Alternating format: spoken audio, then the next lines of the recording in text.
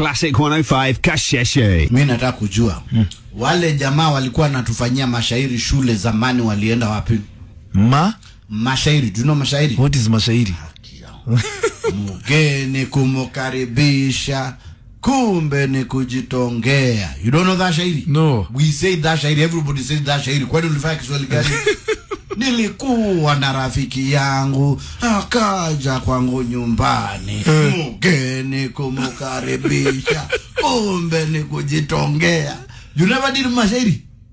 Yeah, I've got no idea what you're talking about. Are you kidding me?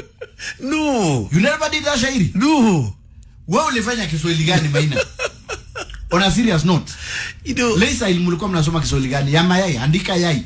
me I did GCSE. Yes. Yeah, but I also did Swahili but GCSE. Kiswahili gani? Mlikuwa mnasoma mmeshwaje Kiswahili gani?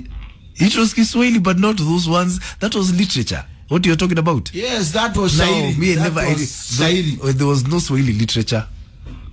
Me I never Watu did. walikuwa nazifanya mpaka wana compete national level.